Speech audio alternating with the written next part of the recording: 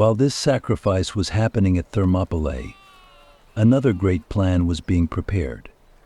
As Xerxes' army advanced on land, his fleet was attacking Greece by sea.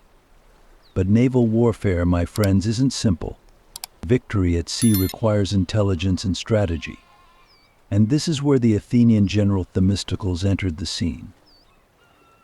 Themistocles devised a brilliant plan to lure the Persian fleet into the narrow waters of the Bay of Salamis. The Persian navy was made up of massive ships and thousands of soldiers. But in the tight waters of Salamis, these large ships became a disadvantage, not an advantage. Once Themistocles had drawn the Persians into his trap, the Greek navy, with its smaller, more maneuverable ships, attacked.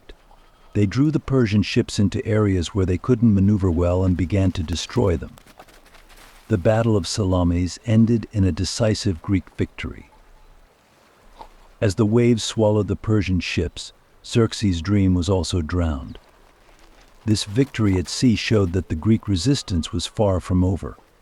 Even though the Persians had won a temporary victory on land at Thermopylae, their defeat at Salamis shattered their hopes of conquering Greece. My friends, the brave warriors of Thermopylae and the brilliant strategy of Salamis proved that the Greek world would never surrender. These battles didn't just determine the fate of Greece, but also the future of Western civilization. If Xerxes had won these wars, history might have been written very differently today. But the Greeks, with their belief in freedom, sharp minds, and courageous hearts, managed to stop the Persian army. These victories showed the world how strong the Greek city-states could be when they united for a common cause. And their love for freedom has echoed through the ages, reaching us even today. These two great battles will be remembered as epic tales of courage and intelligence written by the Greek people. The blood spilled at Thermopylae and the victory cries echoing in the waves of Salamis have been etched into the pages of history. This epic tale stands as a timeless symbol of a small but powerful people's belief in freedom against the vast Persian Empire. After Thermopylae and Salamis, the Persians hadn't completely given up on Greece. Xerxes' armies were still roaming Greek lands, plundering villages and burning down cities. The Persians had one last plan to deal a final blow and force the Greeks into submission. And that final battle was set to take place in 479 BC on the plains of Plataea. But my friends, the Greeks came together once again. The Persians had tried to divide them and push them into civil strife, but this time the Greek city-states managed to unite against their common enemy. Two major powers, Athens and Sparta, had been fierce rivals throughout history. Yet under the threat of Persia, these two giants came together in brotherhood, because the love of freedom and homeland surpassed all other disagreements. At Plataea, the Greek city-states formed a united army against the Persians. The fearless spirit of the Spartans merged with the sharp intellect and military strategies of the Athenians. They were marching toward one of the most important victories in history. The Persian army had the numbers, not just infantry, but massive cavalry and countless archers. But my friends, war isn't always about numbers. The Greeks won on the battlefield through strategy and determination. And this was the victory of Greek unity. When the battle at Plataea began, the Persians had a clear advantage. Xerxes' general, Mardonius, was confident that he would crush the Greeks swiftly. As the first assault began, Persian cavalry surged forward in waves. The thunderous sounds of those horses' hooves shook the earth. But the formations of the Spartans, Athenians, and other Greek forces stood firm. They were unshakable, like mountains. Spartan commander Pausanias was a master of military strategy. He stayed calm throughout the battle. When the Persians rained arrows on the Greeks, the hoplites raised their shields and formed an unbreakable wall. When the Persian cavalry charged, these brave warriors met them with their shields and drove them back. But the Battle of Plataea couldn't be won on defense alone. The Greeks decided to go on the offensive. Pausanias and Athenian general Aristides led their armies straight into the Persian ranks. Greek hoplites, with their heavy armor and spears, charged into the Persian lines with great speed. Spears clashed with shields, swords flashed like lightning. The Persians were caught off guard, faced with the bravery and determination of the Greeks. They began to retreat. And my friends, it was at this moment that the fate of the battle was sealed. Mardonius, from atop his horse, was observing the Greek lines. He too was sure of victory. But as the Greeks advanced toward his position, Mardonius was killed. Losing their commander, the Persians fell into chaos. The once formidable Persian army began to crumble in front of the Greek forces. Pausanias and Aristides seized the opportunity and utterly crushed the Persian army. This victory wasn't just won with weapons, but with intellect. The Greeks once again showed how important it was to unite against a common enemy. If the city-states hadn't come together in this battle, Greece might have fallen under Persian rule forever. But under the leadership of Pausanias and Aristides, the Greek army proved how effective strategy, intelligence, and courage could be when combined. Sparta and Athens. These two great powers had clashed many times throughout history. But the Persian threat brought them together, setting aside their animosity. The disciplined warrior spirit of the Spartans and the brilliant strategies of the Athenians laid the foundation for this great victory. The Greek army knew that in battle it wasn't always about numbers, but about strategy. At Plataea, the strategies used by the Greeks were some of the most advanced military tactics of their time. The hoplites' heavy infantry formations gave them a huge advantage against the lighter Persian cavalry and archers. The hoplites moved like a wall with their armor, shields, and spears. This formation neutralized the fast Persian attacks and allowed the Greeks to advance steadily. The Battle of Plataea was the Persians' last major offensive in Greece. With this victory, the Greeks succeeded in driving the Persians back for good. The threat of the Persian Empire to Greece was over. The Greek people had preserved their independence and secured their freedom, laying the foundations for Western civilization. This victory also demonstrated how powerful the Greek city-states, particularly Sparta and Athens, could be when they worked together. Despite their numerical superiority, the Persians were defeated by the determination and bravery of the Greeks. United by their love of freedom and homeland, the Greeks changed the course of history with this monumental victory. And so, my friends, after the Battle of Plataea, Greece was finally free from the Persian threat, and the Greeks earned the right to determine their own destiny. Greek unity was the key to victory in the fight for freedom.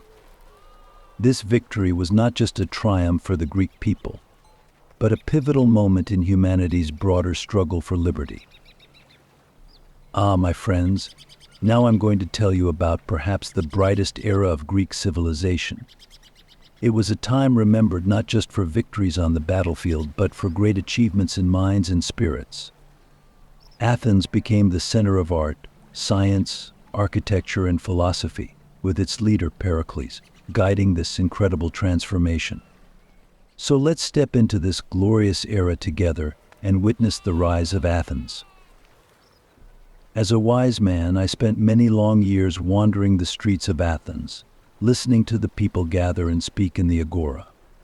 But one period I could never forget was Pericles' Athens. The 5th century BC was Athens' golden age, and at the helm of this era was none other than Pericles. He wasn't just a soldier or a statesman, he was a visionary. He was known for his dedication to his people, art, and science. Under Pericles' leadership, Athens transformed from a warrior state into the intellectual capital of the world. Pericles didn't want Athens to remain just a military power. His goal was to turn it into a cultural and intellectual hub. Democracy took shape under his guidance. While many other city-states were still ruled by aristocracies or monarchies, in Athens the people had the right to determine their own fate. It was these reforms that set Athens apart from other cities.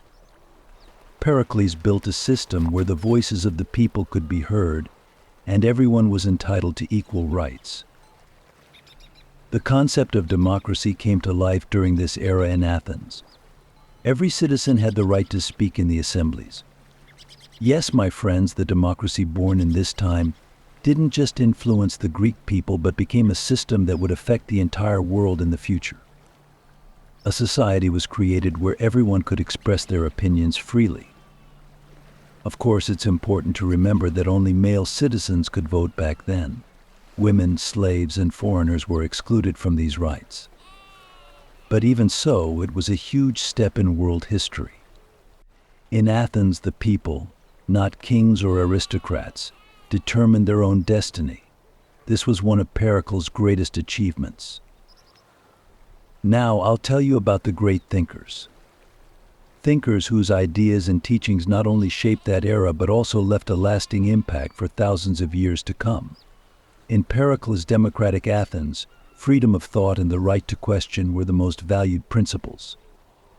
And this atmosphere of freedom allowed great minds like Socrates, Plato, and Aristotle to flourish. Socrates was a philosopher in constant pursuit of wisdom, questioning everything.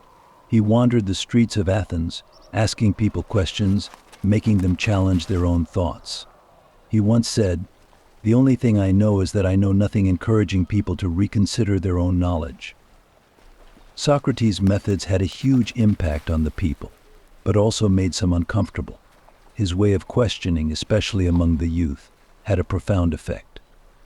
Eventually, this wise philosopher was put on trial in Athens, accused of corrupting the minds of the youth and sentenced to death. But his death wasn't the end of his ideas.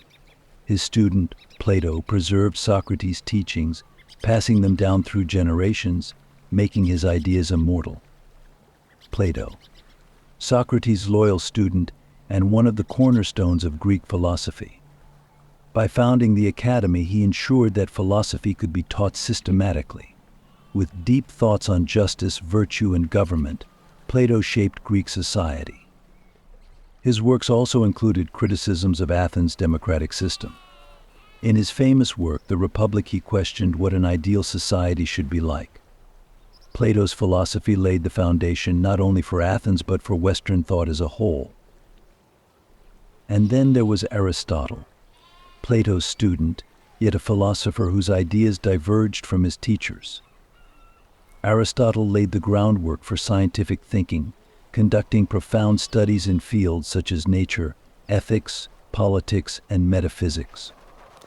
He argued that knowledge could be gained through observation and experimentation. Aristotle's works influenced not just philosophy but disciplines ranging from mathematics to astronomy. The teachings of these three great philosophers were a reflection of Athens' intellectual wealth. Their ideas transcended time and still provide valuable lessons today. My friends, Athens didn't just leave its mark on history with philosophy, but also with art and architecture. Now close your eyes for a moment and imagine standing at the peak of the Acropolis. Before you, rising in the shadow of towering columns, stands a magnificent temple, the Parthenon. Dedicated to the goddess Athena, this structure is the pinnacle of Greek architecture. Built from white marble, the temple was a marvel of engineering for its time. The Parthenon wasn't just a place of worship, it was a symbol of Athens' power and artistry. Pericles had the Acropolis rebuilt to showcase Athens' might. The grandeur of the Parthenon was the clearest sign of Greek civilization's commitment to art. Inside the temple stood a massive statue of Athena, crafted by the sculptor Phidias. Phidias and other Greek sculptors reached the height of their craft, depicting the human body with perfection. The statues they created still inspire awe today, embodying an aesthetic that resonates across the globe. But my friends, it wasn't just art that flourished during this time. Science also made great strides. In fields like mathematics, astronomy, and medicine, Greek scientists worked tirelessly to understand the universe. Euclid's work on geometry revolutionized the field of mathematics. By organizing geometry systematically, Euclid established fundamental principles that are still in use today. Likewise, Greek astronomers observed the skies and stars, trying to comprehend the workings of the universe. Greek scientists sought knowledge not just through abstract thinking but also through experimentation. Aristotle's observations of nature laid the groundwork for the classification of living beings and significant advances in biology. These scientific approaches contributed immensely to humanity's store of knowledge, laying the foundations for modern science. My friends, this golden age of Athens wasn't just remembered for battlefield victories but for the achievements in art, science, and thought. Under Pericles' leadership, this civilization experienced one of the brightest eras in world history. Democracy, philosophy, art, and science. In all these areas, Athens led the way for humanity's progress. And even today, the light of Athens continues to resonate throughout the world. My friends, now I will tell you about that great and epic rivalry, the confrontation of two giant cities, Athens, the capital of art, democracy, and thought, on the one hand, and Sparta, known for its military discipline and toughness, and renowned for its warrior spirit, on the other. The paths of these two giant city-states inevitably crossed in the dusty pages of history, and the result was the outbreak of the great wars that have been remembered for centuries, the Peloponnesian Wars. Let's go back to the roots of this great rivalry and discover the fate of the war together. Athens and Sparta. Two great city-states, but two completely different ways of life. In Athens, art, philosophy, and free thought were at the forefront, while in Sparta, discipline, simplicity, and military might were paramount. In Athens, people attended theater plays, listened to philosophers debate, discussed art and science, while in Sparta, young people were prepared for war from the moment they were born. It was inevitable that the paths of these two great cities would one day cross, for it was not only cultural differences but also political and economic interests that pitted these two city-states against each other. Athens had become the leader of the Greek world after its victories against the Persians in the 5th century BC. Many city-states gathered under the name of the Delian League and united under the leadership of Athens. At first, this union seemed like a defense alliance against the Persian threat, but over time it started to turn into Athens' hegemony. The member cities of the Union paid heavy taxes to Athens and started to feel uncomfortable with this situation. However, Athens increased its power and continued to keep these cities under its yoke. On the other side was Sparta. Sparta had established a dominance over the city-states in the Peloponnese, and this rapid rise of Athens began to disturb the Spartans. And Athens challenging Sparta's power was destabilizing the balance in the Greek world. Moreover, Athens' power on the seas and its control of trade routes and strategic areas were also pushing the Spartans into a corner economically and politically. Thus, this rivalry was becoming not only a military challenge, but also a battle for economic and political supremacy. And finally, my friends, in 431 BC, these two great powers engaged in perhaps one of the greatest and longest-lasting wars in history, the Peloponnesian Wars. This war lasted 27 years and spread like wildfire not only between the two city-states but throughout the Greek world. Athens and Sparta were at the forefront of this conflict, but over time cities all over Greece were forced to join in this devastating war. Friendships were broken, alliances shifted, brothers turned against each other, and cities fell to the ground. Athens' strength was at sea. Its large navy allowed it to maintain trade routes and supremacy on the seas. Sparta, on the other hand, was invincible in land wars. At the beginning of the war, the Spartans plundered the Athenian countryside with their powerful armies, while the Athenians used their navy to launch attacks on enemy cities. However, the war turned into a struggle of attrition. Neither side could gain a decisive advantage over the other. While Athens was winning great victories with its power at sea, Sparta's land forces were constantly raiding Athenian territory and burning villages to the ground. But for Athens, my friends, the war was not limited to external enemies. In the midst of the Great War, a catastrophe struck Athens, the plague. In 430 BC, the people who had sought refuge within the walls of Athens faced a terrible epidemic. Tens of thousands of people lost their lives. Even their great leader Pericles perished. This greatly weakened the morale and strength of Athens. But Athens continued the war against all odds. The war lasted for years and finally came to a turning point. Athens began to lose its supremacy at sea. The Spartans built a navy with financial support from the Persian Empire. Yes, my friends, imagine that Sparta, which had previously fought against the Persian Empire, was now receiving help from them.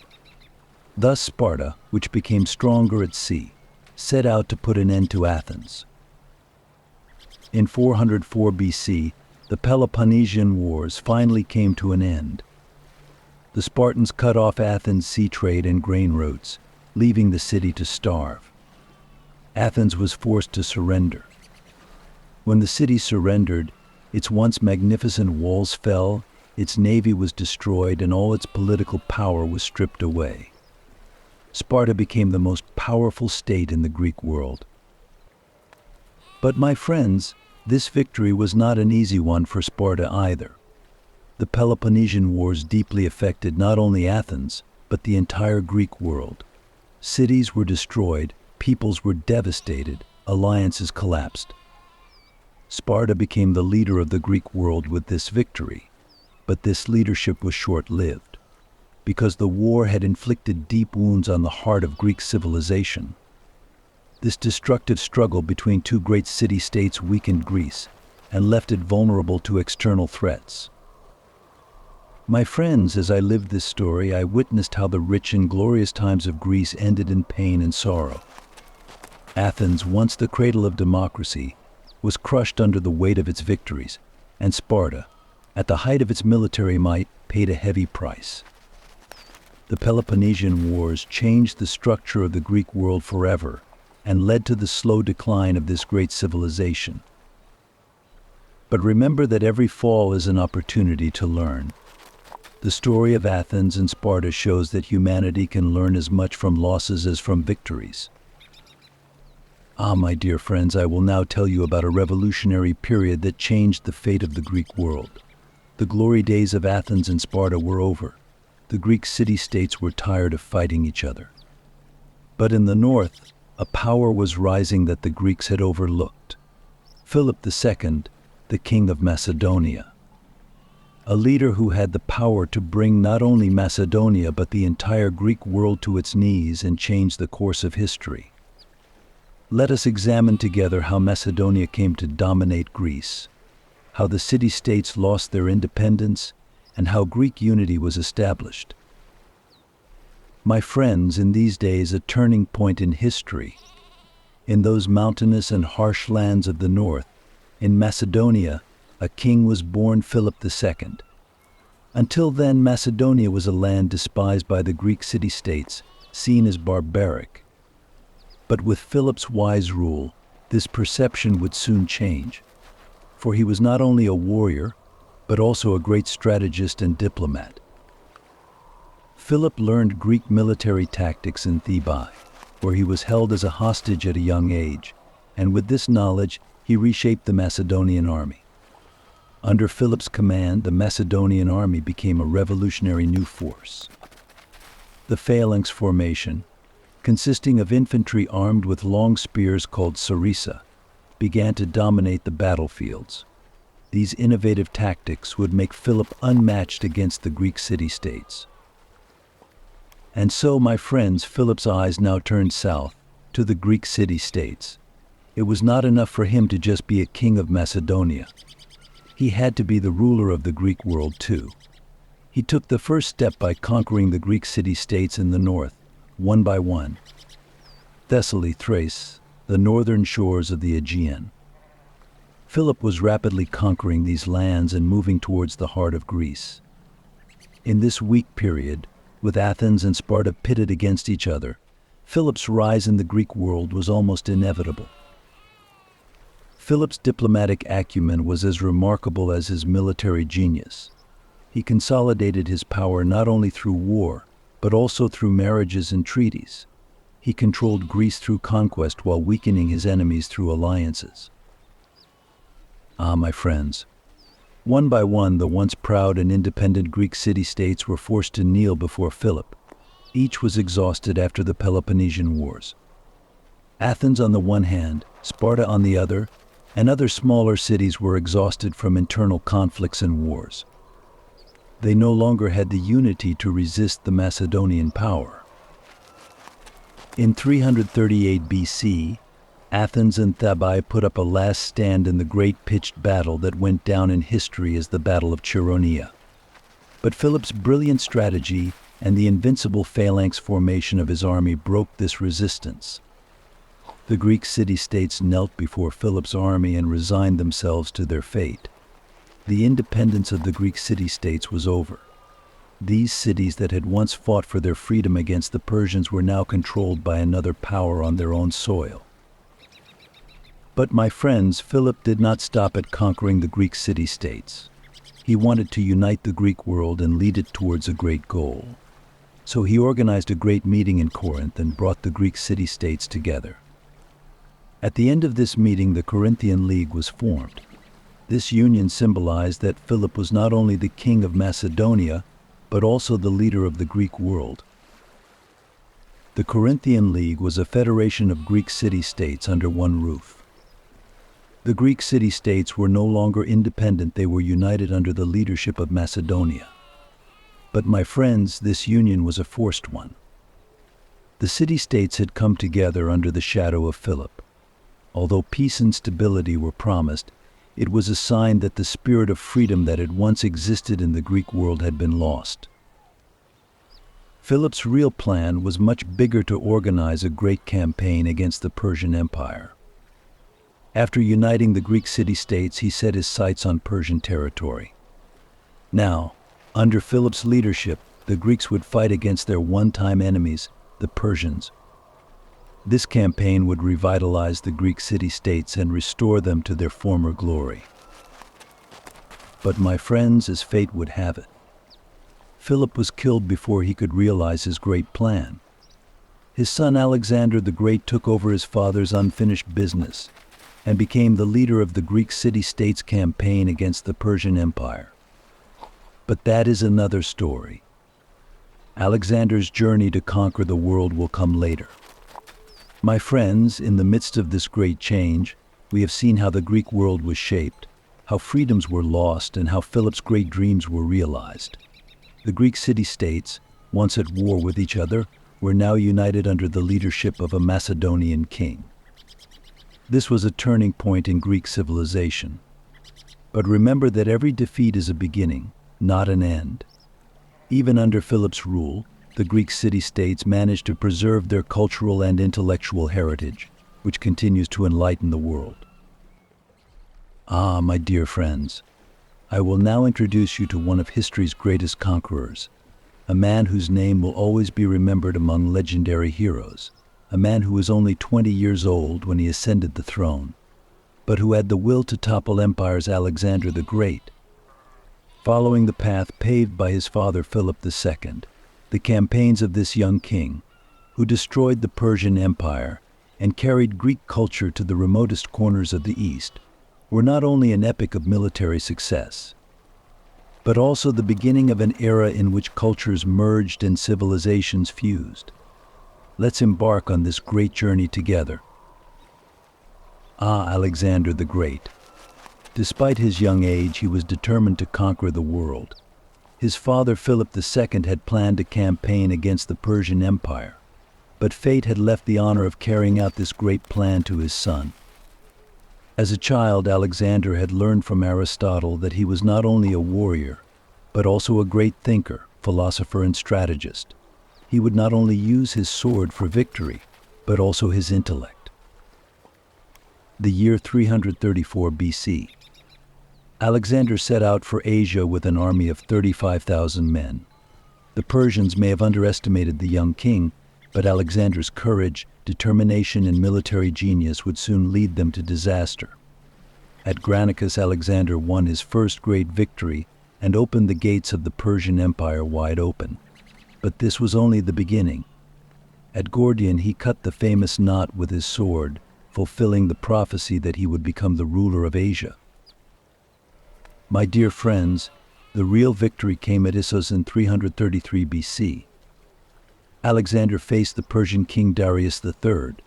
The Persians were vastly superior in numbers. They had many times more soldiers than Alexander's army. But it was not a battle of numbers, it was a battle of minds. Alexander defeated the Persian army with an incredible strategy. As King Darius left the battlefield, Alexander had not only won a victory, he had paved the way for the end of the Persian Empire. Then Phoenicia, Syria, Egypt. Alexander conquered everywhere he passed, winning another victory in every city. But his greatest victory came at Gaugamela in 331 BC. It was here that he completely crushed the Persian Empire, and King Darius once again fled.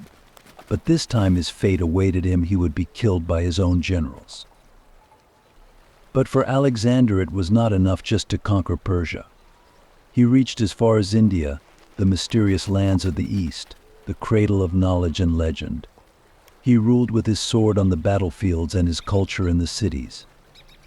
Everywhere he went, he founded new cities, the most famous of which was Alexandria, which would play a major role in carrying on his legacy. Unfortunately, his life was not long. At the age of 33, this great leader, who believed that there was no more land left to conquer, fell ill in Babylon and passed away. He left behind not only conquered lands, but a world where different cultures were united. Ah, dear listeners, Alexander's campaigns were not just military victories. His real triumph was the spread of Greek culture to the east, to Persia and beyond. This marked the beginning of a period in history known as Hellenism. The Hellenistic period came about when Greek art, philosophy, science, and thought spread like a wave eastward through the cities Alexander founded. Greek immigrants settled in the lands conquered by Alexander, where Greek theaters, temples, and schools were established. The Greek language became the language of science and philosophy. Aristotle's logic, Plato's ideals, and Homer's epics resonated in these lands. Alexandria, founded in Egypt, became the new center of science and philosophy. Scholars from all over the world gathered in this great city and searched for hungry paths to knowledge. Alexander's great dream was the unification of the West and the East, and the Hellenistic period became the symbol of this unification. He brought together different cultures and created a new world by blending his Greek culture with the Eastern cultures. Here, my friends, we see how Greek culture spread to the East. Art, architecture, science, literature. They all took on a new dimension during this period. Greek gods intertwined with the gods of the East. Greek philosophers debated with the sages of the East. In a sense, it was like a marriage of civilizations. And remember, this great cultural expansion was Alexander's victory, not only on the battlefield, but also in minds. My dear friends, with the early death of Alexander the Great, his empire crumbled. But this does not mean that his legacy is over. On the contrary, Alexander's generals, called diadokoi, established their own kingdoms to carry on his legacy. Thus the Hellenistic kingdoms were born. These kingdoms were established on the lands conquered by Alexander, and each continued to perpetuate and spread Greek culture. The Ptolemaic dynasty was first established in Egypt. Ptolemy was one of Alexander's most trusted generals, and he conquered Egypt and proclaimed himself king. The Ptolemaic dynasty made Alexandria and Egypt a center of culture and science. The Library of Alexandria was the greatest center of knowledge in the ancient world, and the city became the place where Greek culture and the ancient wisdom of Egypt met. On the other hand, the Seleucid dynasty was established in Mesopotamia and Persia. Seleucus was a great general who accompanied Alexander in his campaigns to the east. After Alexander's death, he established the Seleucid kingdom, controlling most of Asia. This kingdom spread Greek culture as far as Persia and India. And finally, the Antigonid dynasty was established in Macedonia. Antigonus and his descendants controlled Alexander's homeland of Macedonia and ruled there, preserving the essence of Greek culture. These kingdoms may have shared Alexander's empire, but they kept his great dream alive, the unification of West and East. This period, my friends, which began with the campaigns of Alexander the Great, was not just a series of military victories, but a cultural revolution. Greek thought spread to the remotest corners of the East, where art, science, philosophy, and language took root. The Hellenistic kingdoms kept Alexander's legacy alive and created a new world. And it was a world where the West and the East merged, a fusion of civilizations. Alexander's spirit continued to live on in the lands he conquered. Ah, my dear friends, I am going to tell you about the peak of a civilization, its slow decline, and the birth of a great power. It is a story that begins with the decline of the Greek city-states, continues with the Roman conquest of Greece, and finally sees the merger of two great cultures to create a new world order. If you're ready, let's travel slowly back in time and explore this epic period together. The Greek city-states. Once upon a time, the light of Pericles' Athens, combined with the disciplined soldiers of the Spartans, were powerful enough to take on the entire world. But my dear friends, in every great civilization there is a weakness.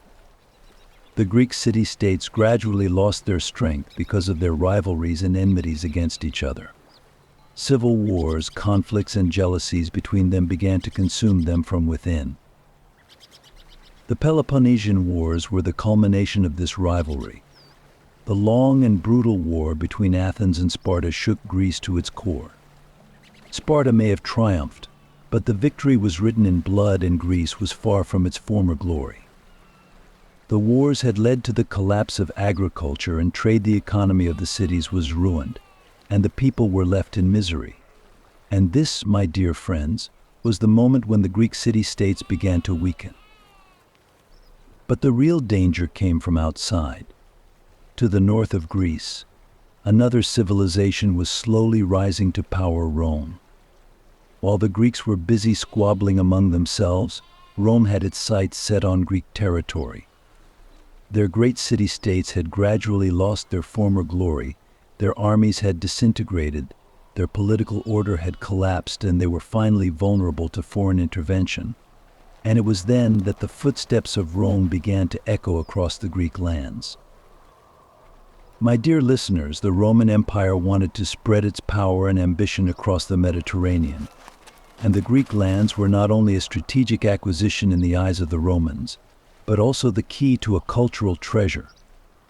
By 146 BC, Roman armies had conquered Greece with a great victory at Corinth. Yes, the Greek city-states had managed to remain independent for centuries, but now they had submitted to Roman supremacy. With its military and political power, Rome quickly took control of the Greek cities. For the Greek people, this conquest was the beginning of the end. But my dear friends, the order brought by Rome did not mean the complete destruction of Greece. On the contrary, this conquest opened the doors to a new era. Rome not only exercised military power in the lands it conquered, but also showed a deep respect for Greek culture. The temples, theaters, and academies of Greece were works that the Romans admired. Rome was able to preserve this cultural heritage and incorporate it into its own society. The Romans not only adopted Greek culture but also blended it with their own. Greek philosophy, art, architecture, and science combined with Rome's political power to create the Greco-Roman culture that would shape world history. Ah, my dear friends, now we come to the most exciting part: how Rome embraced Greek culture and how these two great civilizations merged to create a unique period in history. The Romans greatly admired Greek thought, philosophy, and art. The sophisticated theaters, Elaborate architecture and profound philosophies of the Greeks resonated in the power centers of Rome. The Romans realized that there was much to learn from the Greeks and began to integrate this wisdom into their own empire. Greek influence, especially in philosophy and science, profoundly changed Rome. Aristotle's system of logic, Plato's ideals, and Socrates' questioning way of thinking enriched the intellectual life of Rome. If you wanted to be a writer or thinker in Rome, you first had to read Greek works. Great Roman philosophers like Seneca adopted and developed this Greek heritage. Even Greek mythology became intertwined with Rome's own gods. Zeus became the Jupiter of the Romans, Aphrodite became Venus.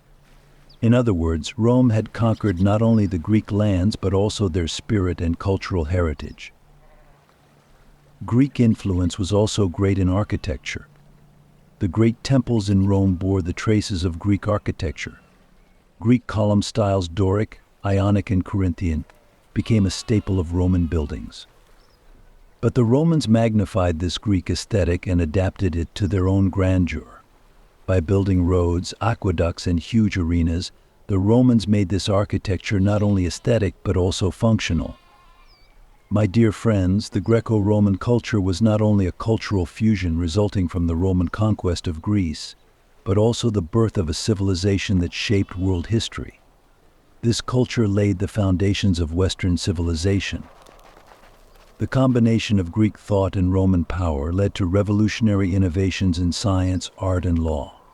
Even today, we can see the influence of these two great cultures everywhere.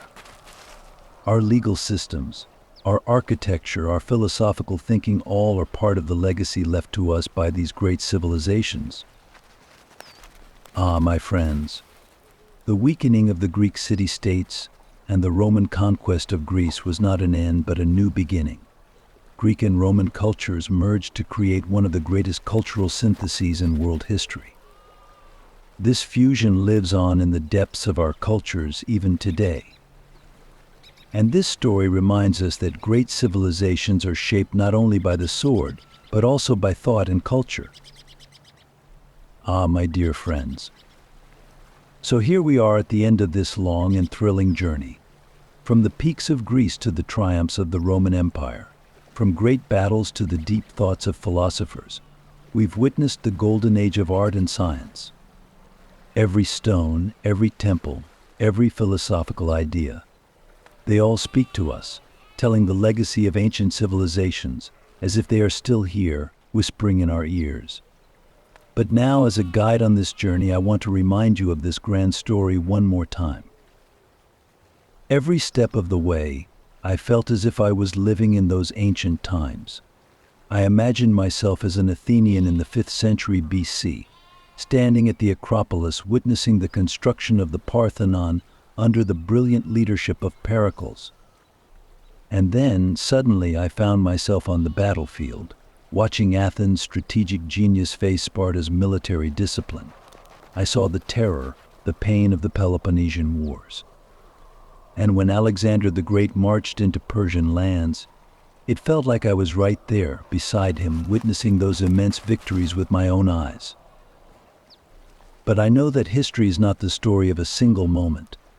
From the loss of independence by Greek city-states to the rise of Rome, to the blending of cultures, every era teaches us vital lessons.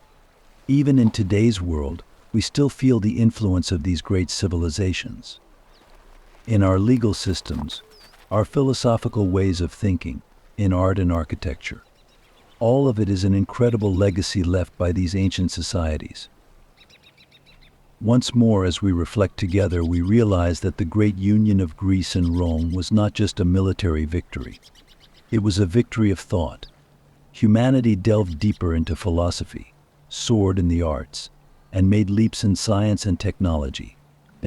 This triumph was not of swords, but of the mind and culture.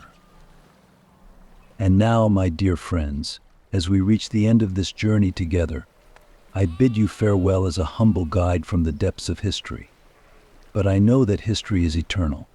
Every end opens the door to a new beginning. The story I've told you today isn't just a recounting of past events, it's a light for the future. We are merely travelers carrying this great legacy forward. If there is one lesson to take from history, it's this: great civilizations aren't built through war, but through culture, knowledge, and shared values. These stories will always guide us. Now, my friends, I ask you once more to reflect and draw inspiration from these grand historical events. Perhaps on our next journey, we'll meet in another corner of history, exploring the story of another great civilization. But remember, history is a living teacher, and that teacher will always speak to us. Take care, my friends. Until we meet again on new adventures.